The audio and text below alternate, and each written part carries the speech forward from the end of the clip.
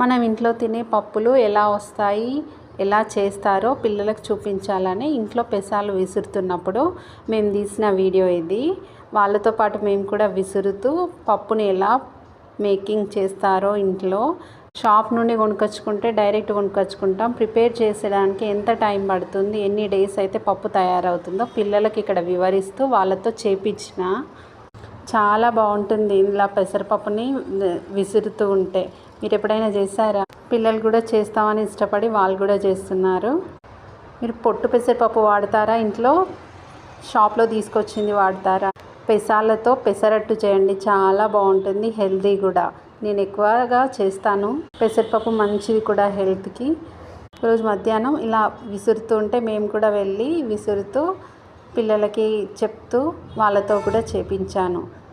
సాయంత్రం అమ్మ సర్వపిండి చేసుకుందామని బియ్యపిండిలో కారం, ఉప్పు, జీలకర్ర, ఓమా, నువ్వులు, పల్లీలు వేయించి కొంచెం దంచి వేసింది.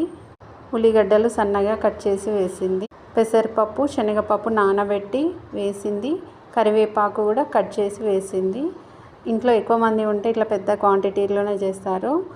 తర్వాత దీన్ని వాటర్ వేసి మంచిగా కలిపి ముద్దలాగా చేసి కర్రీ ప్యాన్ కానీ పెనంకి ఇట్లా అన్నిటికీ ఒత్తి వాటర్ వేసి కొంచెం నూనె వేసి కాల్చుకుంటే చాలా వేడిగా టేస్టీ సర్వపిండి రెడీ అవుతుంది. మీకు ఇష్టమా సర్వపిండి? మీరు చేస్తారా?